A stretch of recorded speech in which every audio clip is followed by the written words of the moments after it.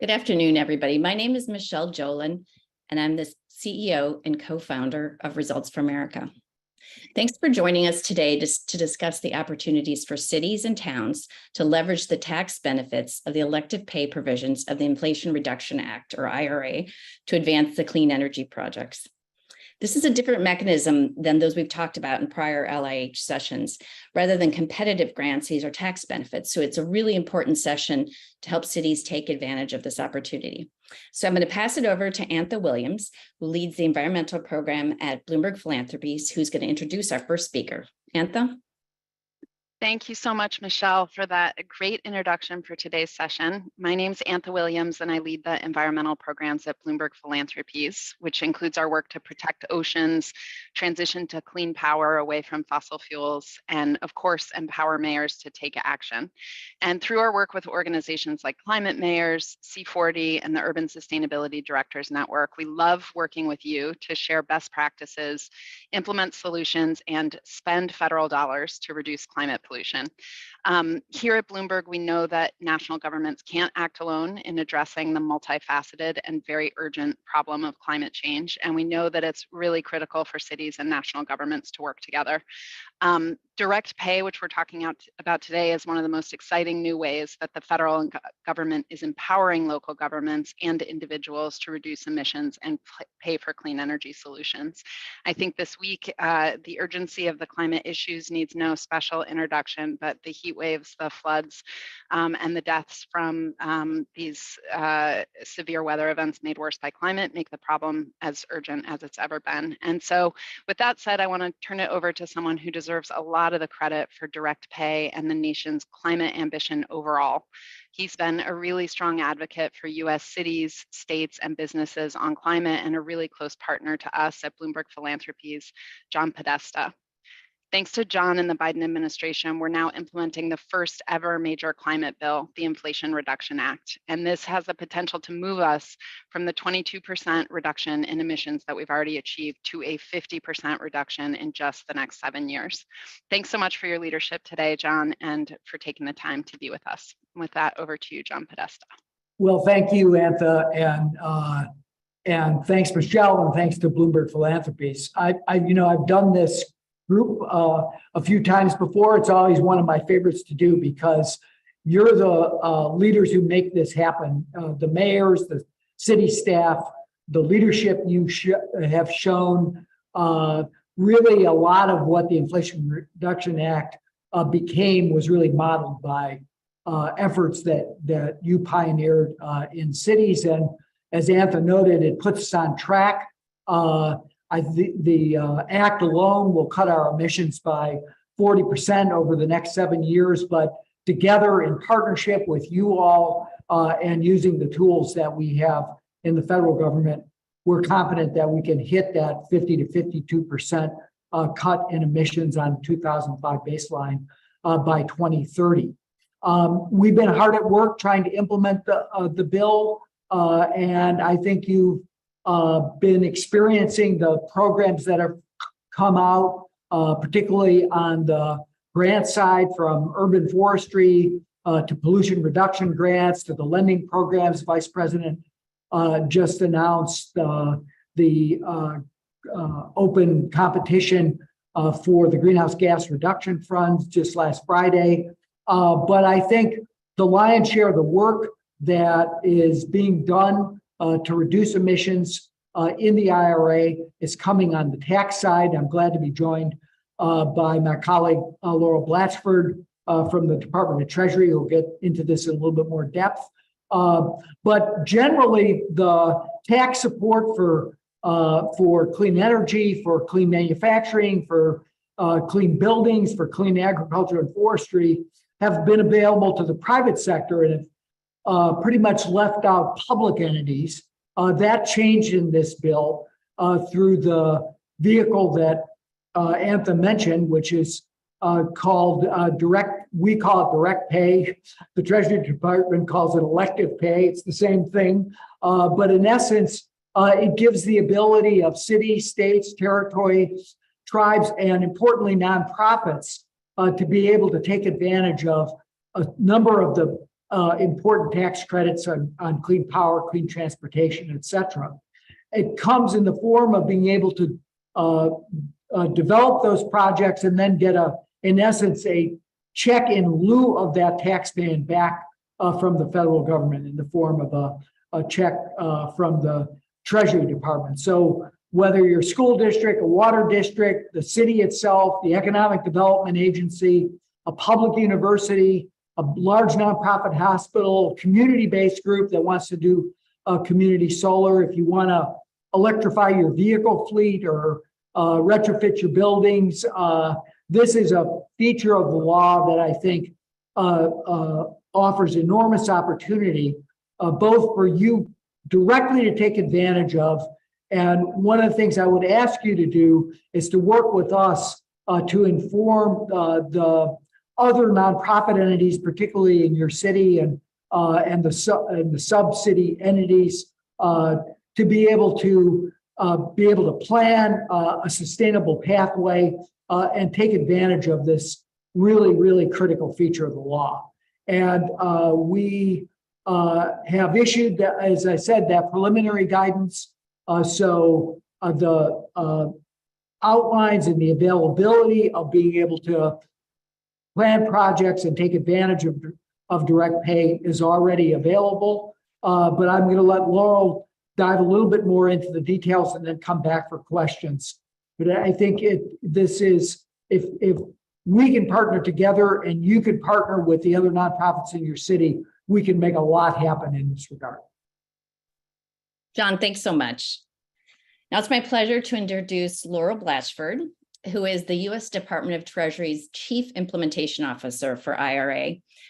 She's going to talk about the Treasury Department's recent guidance on these tax benefits. And then, as John said, after Laurel's done, both John and Laurel will be available for questions. So Laurel. Thank you so much, Michelle. And thank you, John. It's so good to see both of you. It is also, local government is near and dear to me. I got my start working for Mayor Bloomberg way back when in his first and second term, and just love speaking to a group like this. And as John said, I think this is really where the rubber is going to hit the road on this body of work. So thank you so much for inviting me to talk more about the Inflation Reduction Act and specifically elective pay. As John said, we call it elective pay. It's the same thing as direct pay. Working in tandem with our Office of Tax Policy, our program office that I lead was stood up to provide ongoing support, coordination, and capacity building to make sure IRA funds are spent equitably and effectively. So this is exactly part of what we want to do here today. The work Bloomberg and all of the partners on the local infrastructure hub are doing to ensure cities and towns have access to the resources and expert advice needed to access federal funding is so important, and really glad to be a part of it. So let me jump in because we are talking about taxes and tax policy, and because we are in the stage of guidance where we are putting out preliminary guidance and getting feedback, I want to just give you some important disclaimers. The content of this remarks today and the examples and other things I'll share are going to be based on proposed and temporary regulations and other tax guidance. You can find this on irs.gov. We'll share links here and later as well. Just know that I'll be simplifying, generalizing to convey the point. This is not tax guidance that I'm giving you. Please refer to the guidance issued by the IRS for detailed information. Next slide, please. I just want to make sure we're saying this in a couple of different ways, but really to reiterate, we are in a public comment period. The public comment period is 60 days long. Right now, that means we'll be closing on August 14th. We open it on June 14th. We request your comments. We are eager for your comments. Please submit them in writing. You can visit regulations.gov to file and view those comments. We are not going to give today, I'm not going to be able to give anything beyond what is in the proposed and temporary rules themselves in terms of my feedback and Q&A. And I can't comment on opinions, interpretations, specific taxpayer-related questions. But please know that we are going to be carefully considering all of the public feedback we receive before decisions are made on the substance of the final rules. So let's dive in. If you can go to the next slide. So John started to explain this, and I just want to give a little more context and color to this. The Inflation Reduction Act allows certain applicable entities, such as state, local, and tribal governments, tax exempt organizations. These are basically going to be receiving tax incentives as direct payments for the first time. This is, a very important step to all of the things we're hoping to achieve in this bill. But unlike competitive grant and loan programs, these elective pay allows entities to get their payment if they meet the requirements for both elective pay and the underlying tax credit. I apologize. I think we have jumped ahead a few slides. Would it be possible to go back, or is this where we are? Okay, we'll just keep going. Let's go back to the slide we were on. So I think a couple things I would underscore here. One, the applicants are not going to get this award and like in the competitive grant and loan programs, but basically if you meet the requirements, this is part of why we're so eager to share what's happening and how it works here with all of you. By filing a return and using elective pay, these entities, which we'll talk more about in a minute, can receive tax-free cash payments from the IRS. So as long as all the requirements are met, including a really important pre-registration filing requirement, which we'll talk about in a minute, that will mean that we can, that you will be eligible for elective pay. And the other thing I would call your attention to is elective pay is what I would consider a boost or a cross-cutting provision. It is applicable to 12 of the Inflation Reduction Act's tax credits. Next slide, please. So this is a quick summary, and again, I know we're going to be sending all of this out, so please don't worry about copying all of this down. But this is a list of the applicable tax credits for elective pay. You can see here that they apply to the energy generation and carbon capture tax credits. Next slide, please. Also to the manufacturing vehicles and fuels credits. There are some slight differences in all of this. This is actually quite important information. Again, I don't want to take time today walking through each of the details, but we will circulate this with you for sure. Next slide. And then the last thing I want to call your attention to is that certain requirements and bonuses affect the amount of elective pay that is applicable in each of the tax credits. So again, part of the, I think, amazing thing about the Inflation Reduction Act is that you have a number of these other tax credits that are also applicable, prevailing wage and apprenticeship requirements. This will be guidance we expect will be coming out in the coming months here. This will increase the credit amount by 5 times as per the law for projects that meet requirements for paying prevailing wages. There's also a domestic content bonus, an energy communities bonus, and then a low-income communities bonus credit program. So as you can see, this is quite complex. I'll call your attention to the prior 2 slides and then these, and sort of understanding how you're eligible will require working through the pieces of each of these credits and the requirements. Next slide. So just to try to make this a little more straightforward, how do you think about claiming and receiving an elective payment? So first, thinking as a local leader, a mayor, county exec, governor, identifying and pursuing the qualifying project or activity is your first step. So I've just thrown at you a bunch of different qualifying activities. You will, I'm sure, have projects in your pipelines that you're already thinking about for each of those credits. But that is the first step to understand where and how you might be qualifying for elective pay. Second, you would complete your project and place it into service, determining your tax year if you don't already know it, to determine when your tax return will be due. Then you file your tax return by the due date or the extended due date, and you will make a valid elective pay election, and then you receive your payment. Just to give you an example here. So a local government makes a clean energy investment that qualifies for the ITC and can file an annual tax return. This is via Form 990T with the IRS to claim elective pay for the full value of the tax credit. And then as long as it meets all of the requirements, including that pre-filing registration requirement, you'll be able to claim elective pay. So this is a little bit of an example timeline here, right? The project goes into service sometime this year. You complete the pre-filing registration with the IRS. I should note we are working hard to get that portal up and running, and my guess we will have it open once the rule is final, but let's assume this timeline stays in place. And then you'll be filing your tax return sometime next year. And then there'll be a payment made after that return is processed. Next slide, please. So the last thing I want to call your attention to, because I know many of you are thinking about wearing my local government hat about how to grade and blend funds, right? So the proposed guidance includes a special rule that enables entities to combine grants and forgivable loans with tax credits. So I'll just jump to an example here. A school district gets a tax exempt grant in the amount of $300,000 to purchase an electric school bus, let's say. Clean commercial vehicles under IRA are eligible for a tax credit. In this case, it'll be up to $40,000. The school district purchases the bus for $400,000 using the grant and $100,000 of the school district's unrestricted funds. This means that the school district's basis in the electric bus is $400,000, and the school district's section 45W credit is $40,000. Since the amount of the restricted tax exempt grant plus the amount of the section 45W credit, $340,000, is less than the cost of the bus, the school district's 45W credit is not reduced. So understand that is complex, but that's an example where I think pulling these pieces together will hopefully generate more value for you. So there's a lot more to say. I know this is complex. As I said at the beginning, this is not tax guidance. This is intended to be illustrative. We are also at a point where we have put out preliminary guidance, and you can see the links here. Please take a closer look. There's also a lot of information about many other parts of the IRA tax provisions under irs.gov. Clean energy, elective pay is there.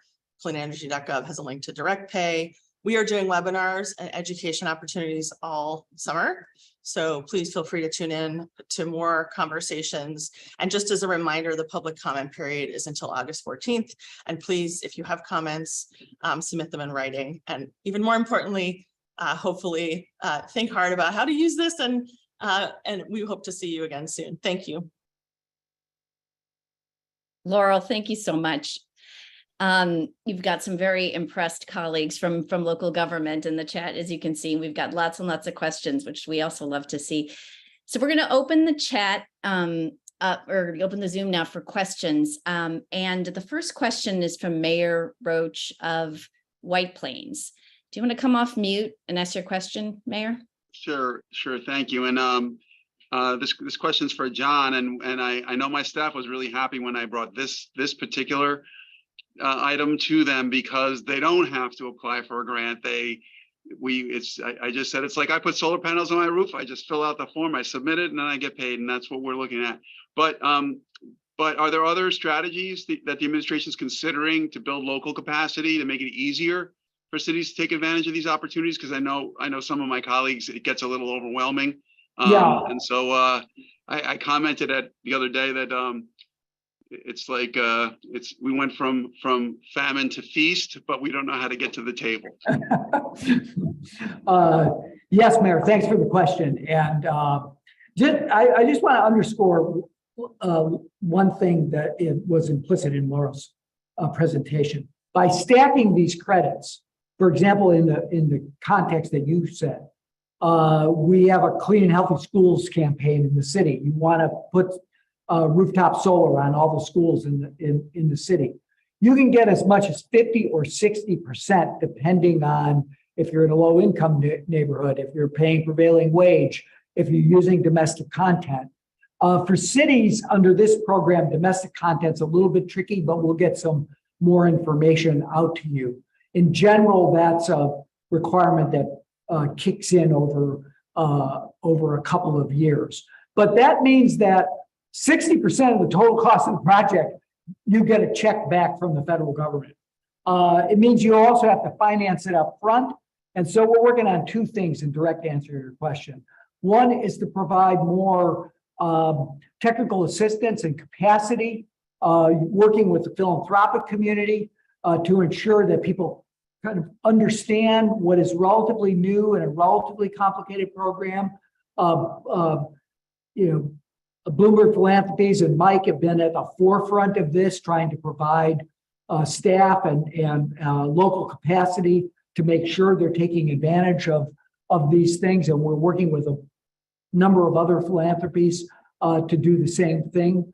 And then I think we're trying to orient our staffing across the federal family to have some deep understanding of how these provisions work. So whether you're talking to someone from the Department of Energy or from the White House or from USDA, they know enough about this that they can get you to the right place to work through how these provisions might apply to specific projects. Like I mentioned, obviously the energy generation, but also really on the transportation side, there's enormous capacity here. We've got the EPA school bus grant program, but this really ups the ante in terms of being able to electrify your municipal vehicles as school buses at all, garbage trucks, whatever you're investing in to move to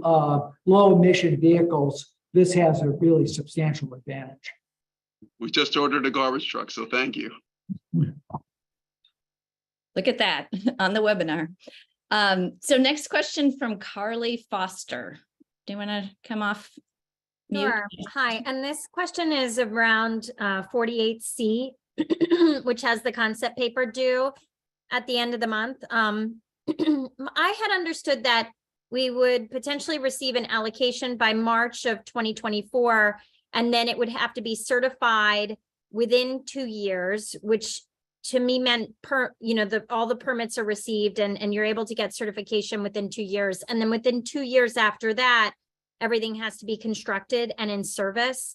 So that puts us out to early 2028 as the deadline for round one to be in service. Could you please let me know whether that's right, in terms of those timelines, and then also if there's any information you can provide about round two and when that might be expected and any timelines. Thank you. No problem. So I would have to get back to you on the 48C specific question. I apologize. I thought we were talking about a different credit. But John, I don't know if you know the answer to that question, but I'm happy to circle back. We'll double check the math, but that is essentially right. There are 2 allocated credits in the IRA, 48C for industrial facilities and 48 little e, which is a low income, basically solar battery storage credit that's allocated that Treasury is working with the Department of Energy on to get you apply, you get that allocation. It's a valuable commodity, as you will, as it were. But the timelines are basically what you said, Carly, in terms of getting those into service. 40% of the 48C allocation is going to coal communities under the statute. So largely for repurposing of existing infrastructure, but that still leaves a substantial amount of money, and direct pay does apply to that credit. So if there's a facility that's going out of service or one in which you want to repurpose to a form of clean energy manufacturing, it might be quite a valuable credit. Great. Let's go next to Mayor Mason of Racine, Wisconsin. Well, good afternoon, everyone. So the question is basically, when can we start using this in the real world? Since the IRA passed, we've been very excitingly aggregating ARPA funds and other things to build the city's first fairly qualified health clinic and a community center to go along with it. It's a $65 million project. But just to put it in context, as we've been waiting for the IRA rules to go into effect, construction inflation has exceeded whatever savings we might see from the IRA rebates. And so as everything gets more expensive, as money gets more expensive, as construction costs get more expensive, I'm really excited to launch. And I'm just wondering with the information today, is this enough to start and get pre-clearance? Or do we wait until the rules are finalized later in the year? Laurel, do you want to go? The registration is not pre-clearance, and maybe Laurel will go after that. It's a element of to ensure that only eligible entities are have the credit available to them. But basically, the credit is available now. The direct pay is available now. As Laurel said, if you could build these projects, get them into service, you're on a filing timeline where you could receive payments as early as next spring. There will be additional guidance, but taxpayers can rely on the guidance that's been put out to date. And so the contours of the direct pay program have already been issued by IRS and Treasury, and you can rely on those. So if you can get those projects built, you could be applying for those funds. Just to add a little bit, if I could, elected pay is effective for taxable years beginning after December 31st, 2022. So it's exactly right. And so if you're working on this project and putting it in service this year and do the pre-registration and the filing, you should be able, as John said, to claim that and receive that later next year. Great. That's the best news I've had all day. Thank you very much. Another win. Tobin Freed of Durham.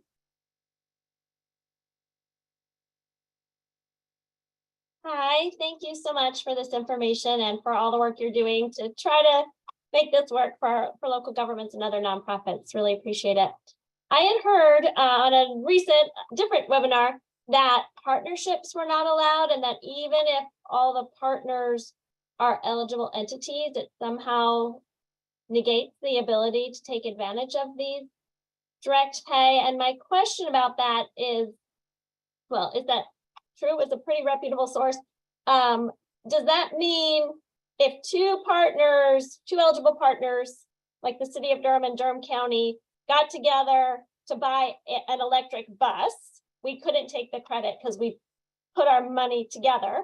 Or does that mean if the city of Durham and Durham County decided to do group purchasing where together we're buying two buses, except Durham County's paying for one and the city's paying for another, but we're getting a better price because we're buying two, for example, could we then take the credits? I guess I'm just a little confused on how the partnership messes this up and what partnership really means.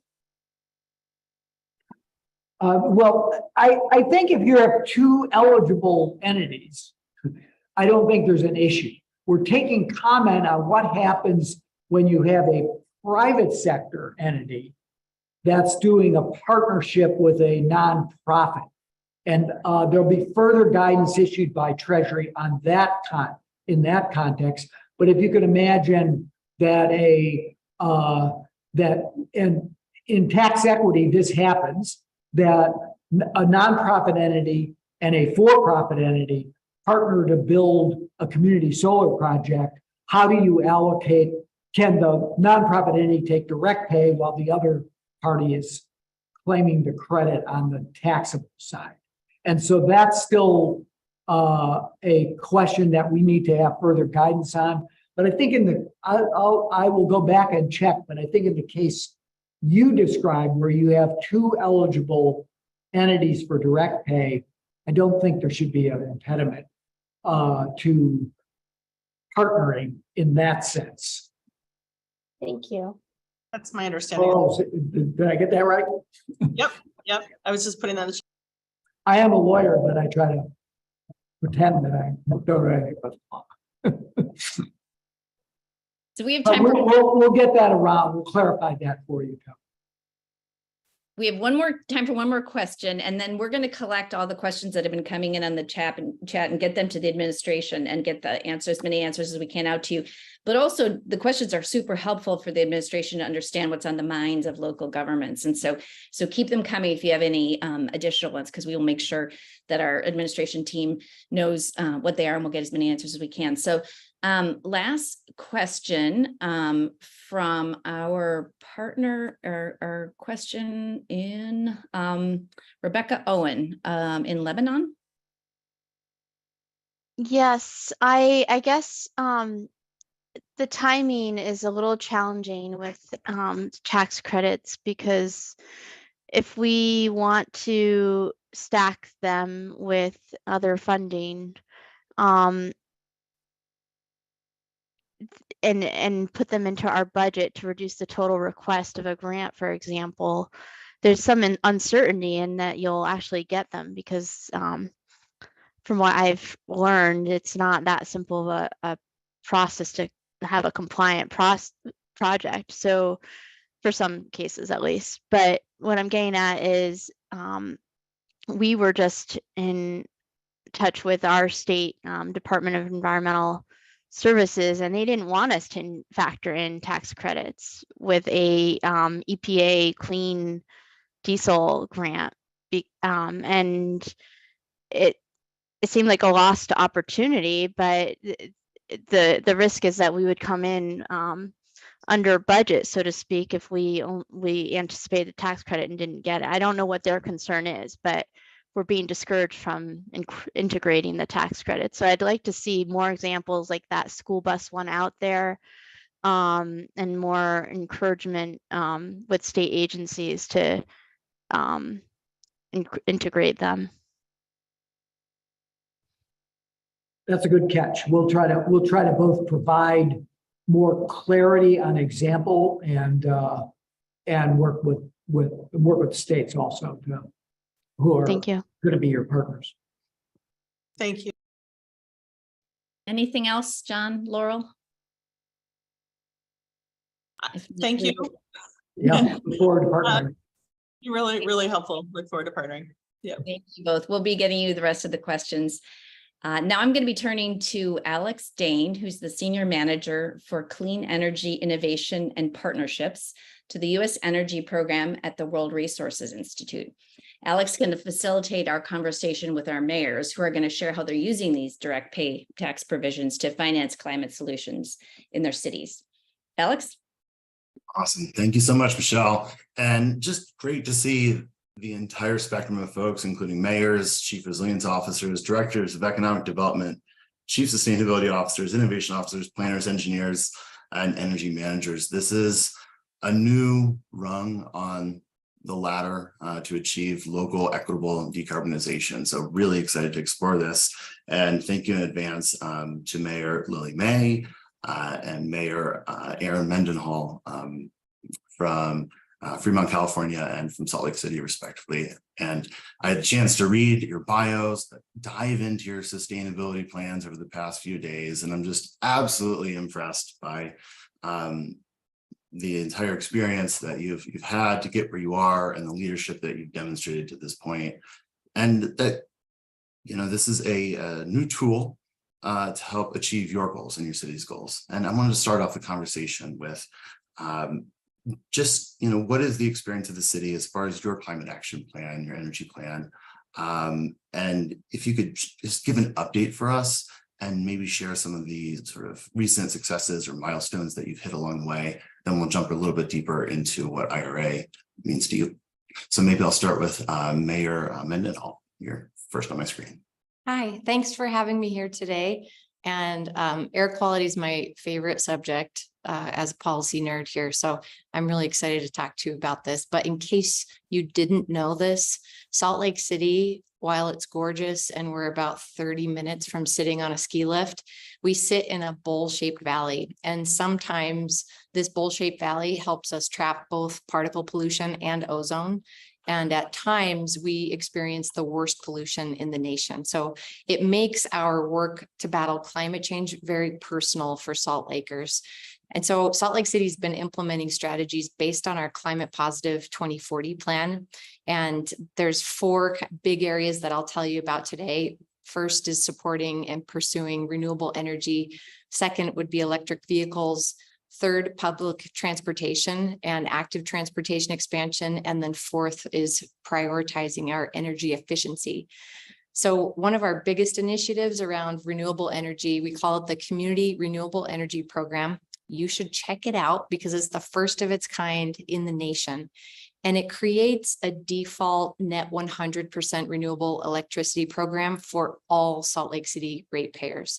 And in a state like Utah, where we are a blue dot in a very red state, community choice aggregation is not an option for us according to our state laws. So this is our invention of a workaround that if you're in a community similar to ours, then you should check this out. We've been working not alone, but with our public utility, which is Rocky Mountain Power here, and 17 other communities in all along the state of Utah to create this program. And we are expecting to send it to our regulators in the next couple of months, hopefully for approval of our rate structure. We're also undertaking 2 electrified transportation studies right now. One is looking at how do we maximize our internal fleet electrification. We have about 4,000 city employees and thousands of vehicles that are owned by the city. And the other side of our study is looking at our community-facing EV infrastructure. Both of them support our goals in our climate plan to electrify as much of our fleet as possible and to support the transition out there in our community. This year, we enacted a brand new EV ready ordinance that calls for all new multifamily construction in the city to include at least conduit for future EV level 2 installations in at least 20% of installed parking stalls. And that requirement is on top of our current requirement for at least 1 EV charger installed per 25 spaces created. On the public transportation side, we're working with our transit authority, who is UTA, and we've been working over the last 2 budgets to make about 22,000 transit passes free for all of our public school children, staff, and now we've added 1 parent or guardian for each student. And since 2019, we've also been investing a little segment of our ongoing sales tax to buy up bus service from UTA so that we can get more Salt Lake City specific routes to serve our neighborhoods that were really underserved by transit. You might be in a similar situation. We're a city that doubles our workday population with regional commuters coming in to go to school and go to work. And the UTA system was primarily focused on serving those regional commuters. This is the way we're making it work better for us. We also have a complete streets ordinance. That means anytime we do construction, major construction on our streets, we must evaluate to build them safer for bikers and pedestrians. And we've been including better bus stop shelters while we're doing that work. I'm a biker and my family loves to bike. These kind of improvements are they're slow going, but we have been at it for so many years that we have developed a really bike-friendly city. And I think the complete streets ordinance is a big part of that. This year, our city council just approved a new air quality incentives program that I'll give Denver a shout out. We saw what Denver did there last year. And basically this would include e-bike rebates for households. A household could buy different air quality tools for indoors, like better HVAC filters or air purifiers. And also our residents could get rebates for electric landscaping equipment to help our community reduce those at ground level emissions that we're making.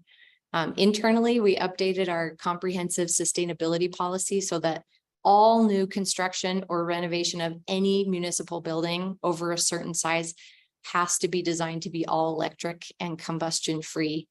And finally, with our Salt Lake City Council approval, we will be the recipient of an EPA climate pollution reduction grant. And that means we'll be facilitating with our community conversations over the next several years in developing a priority climate action plan and also a comprehensive climate action plan for our entire metro area.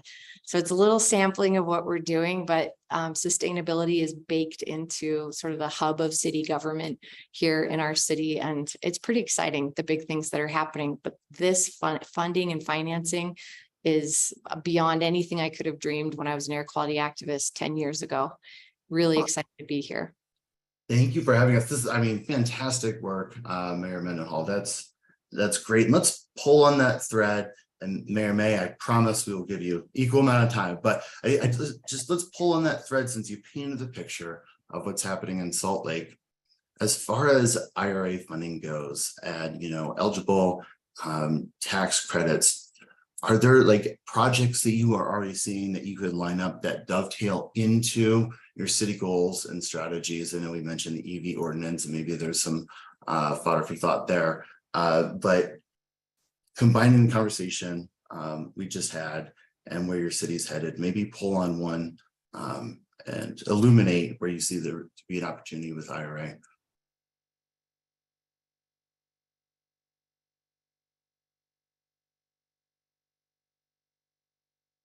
Let's see, Mayor Mendenhall, that was for you, perhaps. Lily's looking. I think it's for you. Yes. Okay. All right. It's Sorry, Mayor Mendenhall, I was just clarifying from the sort of the Oh. progress that you've made, where do you see IRA dovetailing into and supporting, bolstering those strategies and initiatives? And then we'll Oh, go I to apologize. May. I thought that Perfect. question was for Mayor May. I thought you were frozen for a second and I was out there in the wilderness, but here we are, we're good. Okay.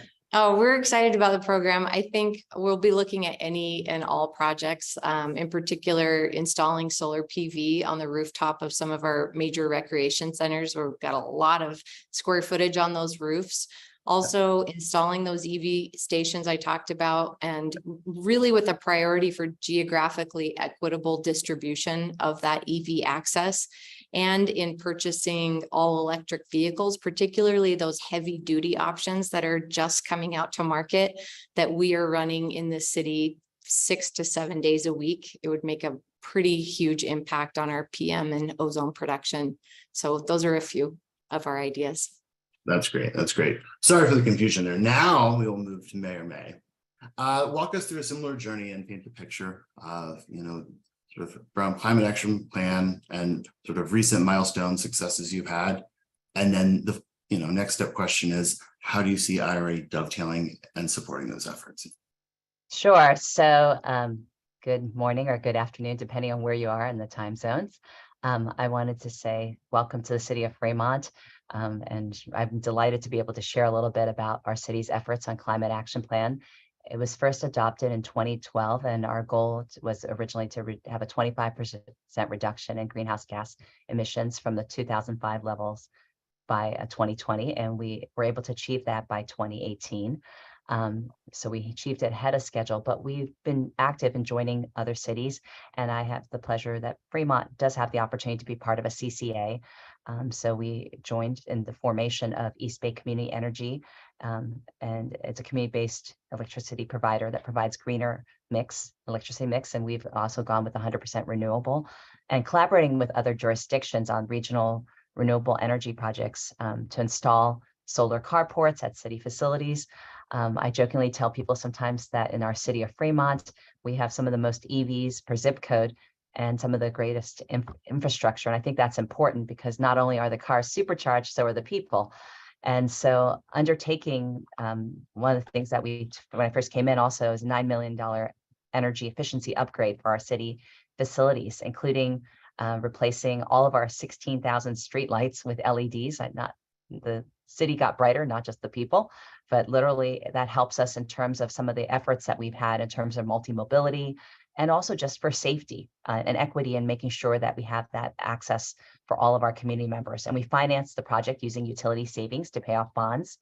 And then I definitely echo some of the concerns that we were talking about with natural climate impact acts that we see right now, whether it's the earthquakes that we have sometimes out here in California or the apocalyptic orange skies that we faced. And so we believe in utilizing the technology that we make and manufacture. We also have been noted as being one of the 4th greenest cities in the United States. And we have I think probably some of the most hardware clean tech manufacturing of any city in the United States, and the most manufacturing jobs in California. And so that helps us. We utilize our own technology. So we've demonstrated that with our fire stations, and out of our fire stations, 4 of our city fire stations have installed solar battery microgrids, and they provide low-cost emission-free power while increasing our resiliency by allowing our stations, in a case of a natural disaster or rolling blackouts, to island and to be able to use that energy, all while helping to pilot local firms. And we've replicated this not just in our city, but throughout the region. And I'm excited to see that's expanding right now to over 30 new locations. And pioneering also in terms of, we talked about electric vehicles. We have a small manufacturer in Fremont, which we've utilized and partnered with in the past. And we had transformed some of the used former Teslas into pilot those with our electric vehicles. And so that helps us in terms of demonstrating and utilizing some of the technology and to understand, what the cost is for maintenance and the ongoing infrastructure. And I'll be talking about that as we talk about the next phase. We've also adopted an updated land use plan, general plan for strategic urban development, which is very important for us. We have encouraged people to utilize multi-mobility. One of those is our transit. And we, as such, in California, we have a challenge sometimes with providing housing, but because we've been strategic and looking at that when it came to transit-oriented development, we were able to address walkable schools, a brand new bike ped bridge close to manufacturing. We even looked at things during the pandemic, like first mile and last mile, and utilizing some of our autonomous vehicles to demonstrate that. And because of the pandemic, while it was originally taking our workers to and from the local train station to our office, we pivoted during that time period to use those same technology to pilot, also delivering food to seniors in that situation, to be able to continue the pilot, but not fail to demonstrate the ability to use that. So clean tech is definitely a sizable and growing part of Fremont's industrial base. So investments like the IRA will also enhance our economic development and workforce goals. I would say some of the best product that we make in terms of, besides the project, is the people. And such, again, we're really honored to be recognized by the League of California Cities and Beacon Vanguard as a Platinum Award for the Institute of Local Governments because of the accomplishments that we've made as big cities. And right now, when it comes to the next steps, we're releasing the draft update of our next Climate Action 2.0 for public comment, with a new goal of a 55% reduction from 2005 by 2030, and on the way to achieving carbon neutrality by 2045. The update also really includes more of the emphasis on resiliency, equitable achievements, adapting to climate change faster than our plan originally in 2012. But that wouldn't happen without the engagement of our community. And so that means everyone from our youth to our transit stations and to our companies that are here. We have several companies that are net zero. And in fact, even right around the corner from where I'm sitting right now, one of our new bank facilities is going to be, their headquarters is going to have lead in terms of the standings of the facility. And I jokingly sometimes tell people, how green is the city of Fremont? Even our nuns are green. So we have Dominican Sisters, which has used rainwater catching and solar over their roofs. We use that over our carports. And as a city, I saw the question come up earlier about, have we adopted these codes? I will let you know that California has adopted some of these codes, but our city led with some of that. When we built our transit-oriented development, I could see the trend going that direction. So that was a requirement for us. Just to let some people know, we do ask people that when it comes to multi-tenant housing, to look at facilities, especially commercial, and even our businesses, to try to incorporate as much as possible in terms of addressing the climate, the EV ready and solar ready opportunities for people to adopt those. That's fantastic. Thank you for sharing that. And it's interesting to see what the city of Fremont already was able to deploy as far as the clean energy transition goes, even before and in advance of the IRA. As far as clean energy, a lot of the work deployment, that resilience focused work was done in a sort of maybe economic perspective that was even less advantageous to where it will be in subsequent years. But it's a good lighthouse for other cities to see, what measures can be taken by leaders like the city of Fremont. That's fantastic. I was just going to say, our IRA project is that we are going to continue our electrification of our fleet. And our goal is to have all of that utilized in terms of different EV types. And we're looking at in the near term of acquiring Ford F-150, Lightning trucks, also SUVs and sedans and crossovers for utilization within our fleet. That is our goal, is to electrify our entire fleet. So that's great. Throw one in for me. I would love the F-150. That would be great. We're going to wrap in about 2 minutes here, but I really wanted you hit on this, Mayor May, of this is a community-wide impact that comes with IRA, where eligible entities can also enjoy the benefits, not just municipal operations. And I wanted to turn it back to Mayor Mendenhall of how does Salt Lake City and your sort of administration leadership want to communicate across community, sort of newly eligible community stakeholders to become aware and be able to capitalize on this new opportunity? You know, we had a coincidental local conversation, that's a mild way for me to put it, where our state decided back in 2018 that it wanted to create an inland port here. We are the crossroads of the West with I-15 and I-80 right here in the heart of Salt Lake City. We have a brand new international airport. I'm sorry, everybody, but we have the best airport in the country. If you haven't flown through the new SLC, you should just make a trip just to do that and come check out our airport. That's like 11 minutes from the downtown core. A lot of capacity for cargo because of that growth in the conversation with the state, but it really pissed off the locals. Salt Lakers didn't want an inland port here, and the way that the state was going about it, stripping away our tax money, but still requiring municipal services, has tipped off a broader conversation. And really, we've resolved in many ways some of those, I'll call them initial challenges that the state posed. But what it's meant is that the community, the Port Authority, meaning the state really, and the city have to work together to create a baseline of environmental impacts, traffic impacts, and community-based impacts, and then invest part of that tax increment, which could be our matching money for some of these funds potentially, and identify projects that we'll be tracking the data on because of the baseline studies we've done. So that's been a really unique opportunity. I wish it wouldn't have happened, but I do think we're set up for better success in the future because of the work that it's compelling.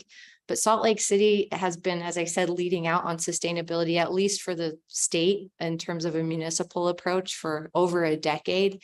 And it's almost like we had all these arrows in our quiver. And now that there's this funding and these tax opportunities available, we're like, oh my gosh, now we know what we can do. Now we can pull these arrows out and fling them. So we're pretty, I don't know if you can tell, I'm excited. We're very excited here in Salt Lake. That was wonderful. I love that metaphor. I think we'll probably end it there. I want to thank Mayor Mendenhall. I like the Robin Hood analogy as we go forth. Thank you so much. And just, a note of the municipal and community-wide impact. Thank you for sharing your perspectives on those. And thank you for giving your perspectives today. With that, I'm going to throw it over to Jamie. And I'm going to take it away to hand it back to Mayor Mendenhall to introduce our next speaker. But I love the analogy for the arrows in the quiver too. The preparation in advance has made us able to act on this moment. So Mayor Mendenhall to introduce the next guest. Thank you. In addition to serving as the mayor of Salt Lake City, I also am the chair of the conference's Alliance for a Sustainable Future, which is a joint effort with the Center for Climate and Energy Solutions, or what we call C2ES. And the purpose of the alliance is to bring together the public and private sectors to identify what are these innovative best practices in climate change in such a rapidly changing environment as we're in. Last year, the alliance, with the help of AECOM, published a report of the city climate best practices and the resources that are now in the infrastructure law that could be used to implement those best practices, along with an appendix, which didn't exist before, that outlines every agency's environmental and climate initiatives that were included in the law. It's an incredible resource, and it really helps you crack the code of what is the infrastructure law and the many facets of money that exist.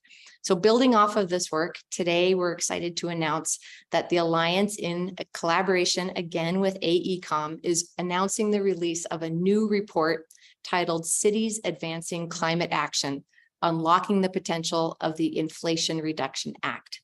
The report, which was officially released last week, showcases how local governments could use these new direct pay tax credits that we were just briefed on to help us fund infrastructure projects that include a climate mitigation or resiliency component in our communities.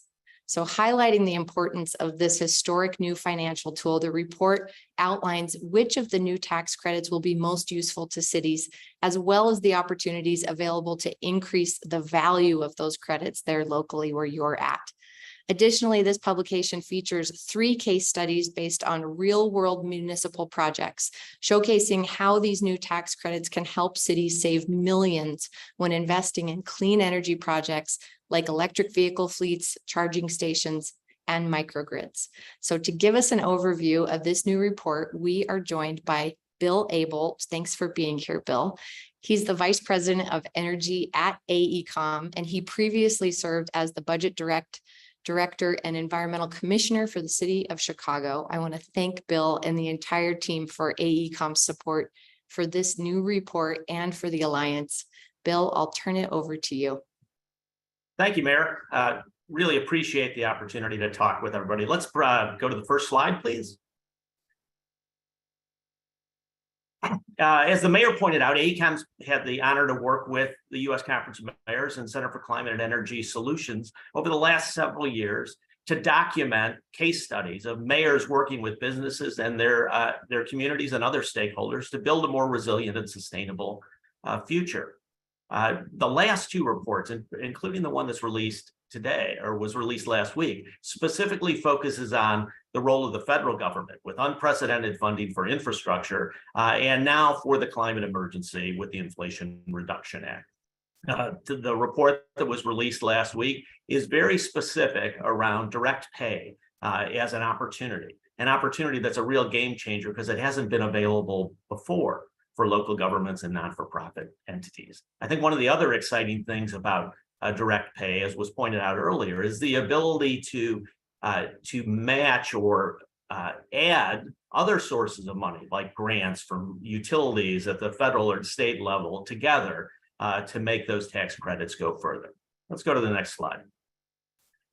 One of the things that we've been most excited about in our work with the Conference of Mayors and C2ES is the approach to the reports. They're all based on case studies. They're based on real-world examples of mayors rolling up their sleeves in their communities to get the job done.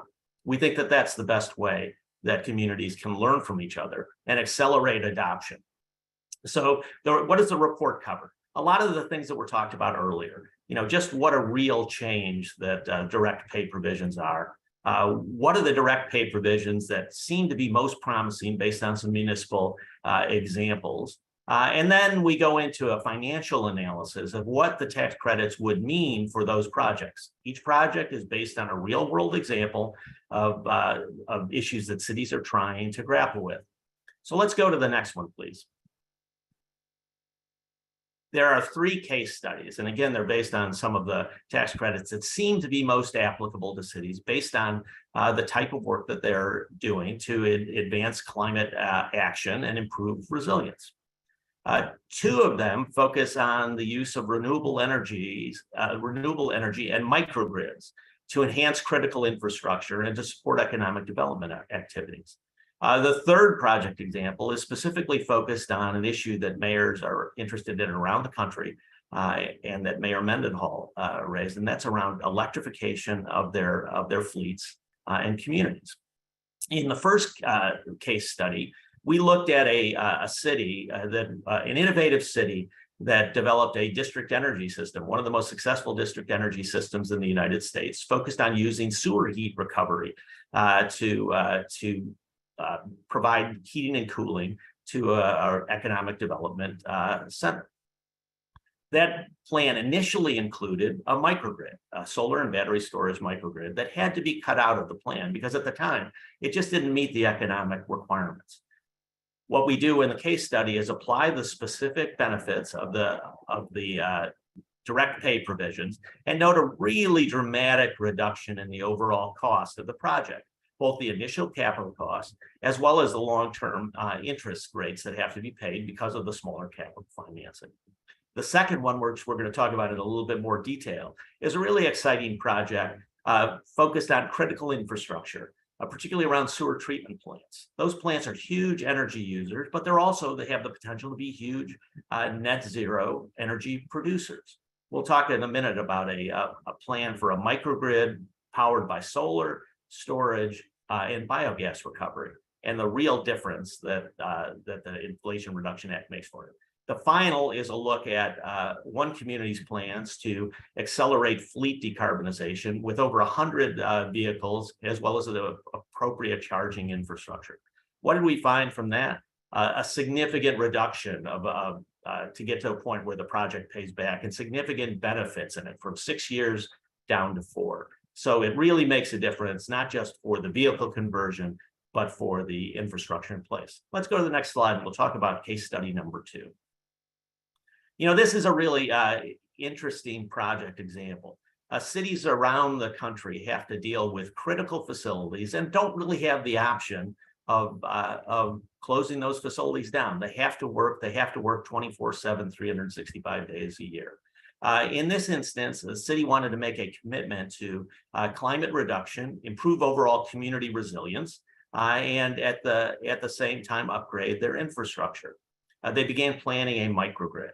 The microgrid was at the sewer treatment facility and was designed to collect power from gas, biogas that otherwise would have to be flared, creating an environmental impact in the community. At the same time, taking advantage of state grants and incentives, they were able to add battery storage as well as solar power. What did they find in dealing with that critical infrastructure? The same thing that cities find around the US, and that's deferred maintenance on must-run pieces of equipment. Undermine not just the ability to achieve the microgrid, but even if you didn't do the microgrid, would be absolutely required to be done just to keep the plant operational. The price tag of just those improvements was about $70 million. By making it a part of an energy project, and an energy project that improves resilience, that it increases environmental performance in the community, that provides long-term operational benefits. They were able to get the total cost of the project down to about $48 million. How did they do that? In part through the direct pay provisions, because upgrades to their biogas system, to their general electrical infrastructure that were essential to the microgrid project could be included within that project and become eligible for the direct pay provisions. That enhanced performance of the system generates savings in terms of operations of the microgrid, as many of the mayors pointed out. It makes sense to operate these systems and operate modern systems well. The lower capital costs reduce overall interest rates, and state level rebates and assistance help make the difference. Again, these are investments that the city would have to make ultimately anyway. They would have to make with ratepayer dollars. But with the help of the federal government, with the help of the IRA, those could be shared with the federal government. So let's go to the next slide, just to give you a couple of suggestions on how to start planning. And again, as was pointed out earlier, we're not tax advisors, nor was anybody else, but there's huge opportunity here.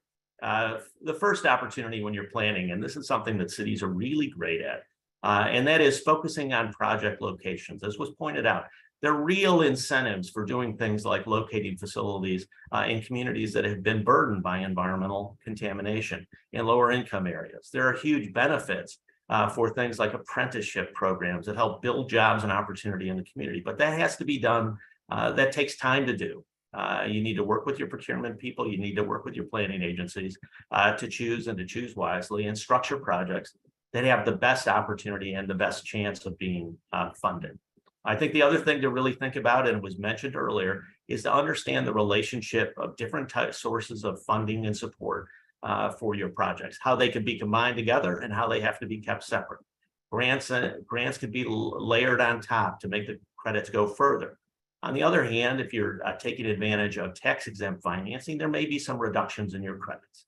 And all that, what does all that mean? You need to work closely with your tax counsel, with your professional staffs, and track what's going on with the IRS. But we're excited about it. We hope that the case studies provide some very specific, actionable examples that help mayors continue to do the hard work of building a more resilient future. Thanks. Bill, thanks so much. And as always, the examples are the best tool for cities to implement well. So we have gone slightly over time. Want to give you a chance to fill out our poll to get your feedback about the session. And in the meantime, I'm going to just remind you that we are going to send you all of the content and materials and answer as many questions as we can from the administration that were in the chat poll. A few announcements as well. This Thursday, June 20th, we are going to be talking about the tech and innovate. It's going to be a tech and innovation session highlighting winning applications and best practices for strengthening mobility and revolutionizing transportation grants program. July 25th, a session that I'm particularly excited about, Reconnecting Communities, which is a funding opportunity. We're going to be talking about strategies for using this funding opportunity to drive economic mobility in communities that were divided in the past by infrastructure.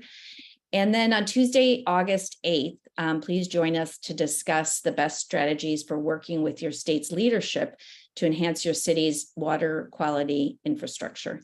So thank you again to all of our LIH partners. Thank you to those who attended, and we will see you next time.